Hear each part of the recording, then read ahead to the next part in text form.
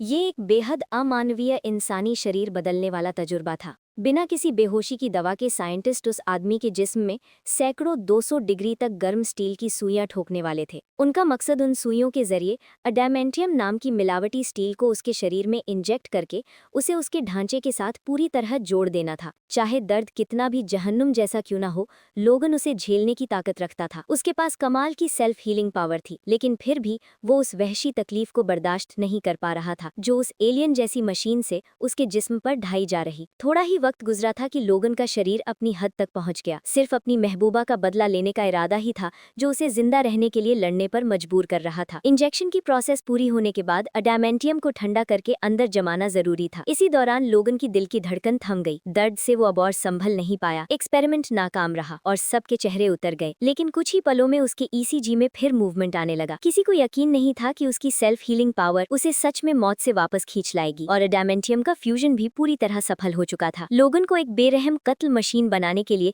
Project के leader ने फौरन उसकी याददाश्त मिटाने का हुक्म दिया। लेकिन इस चेंज के बाद उसकी सुनने की ताकत इतनी तेज हो गई कि हल्की सी खड़खड़ाहट भी उसके कानों में बम की तरह गूंज उठी। यही आवाज सुनते ही लोगन अचानक जाग गया और उसके अंदर का वॉर मोड ऑन हो गया। अब उसके पोरों से निकलने वाले पंजे हड्डी के नहीं बल्कि बेहद तेज अडामेंटियम स्टील के थे। यही वो लम्हा था जब अल्फा क्लास म्यूटेंट वुल्वन की पैदाइश हुई। उसका स्टील बना जिस्म और सेल्फ हीलिंग पावर उसे लगभग अजय बना चुकी थी। गार्ड चाहे कितनी गोलियां चला दे, वो आराम से लैब से निकल गया। उसके पंजों की ताकत इतनी थी कि 1 मीटर मोटा स्टील दरवाजा भी सिर्फ 2 बार में चीर सकता था। अब लोगन का एक ही मकसद था, अपने भाई सेबरटूथ को मारकर अपनी प्रेमिका का बदला लेना। सेबरटूथ भी बहुत सारी सुपर पावर्स रखता था। एक वक्त था जब दोनों भाई बहुत करीब थे। कई जंगों में उन्होंने साथ मिलकर लड़ाई की थी। अपनी हीलिंग पावर और तेज हड्डी के पंजों से उन्होंने मैदानी जंग में अनगिनत दुश्मन मिटा दिए थे। लेकिन खत्म न होने वाली कत्ल ने सेबरटूथ की इंसानियत खत्म कर दी। वो धीरे धीरे पागल जानवर बनता चला गया। वियतनाम जंग के दौरान उसने स्थानीय औरतों पर हमला करने की कोशिश की और जब एक पुलिस अफसर ने रोका तो उसने उस पर भी टूट पड़ा। जब लोगन पहुंचा, सेबरटूथ पूरी तरह बेकाबू हो चुका था। वो उसका बड़ा भाई था। गलतियों के बावजूद भी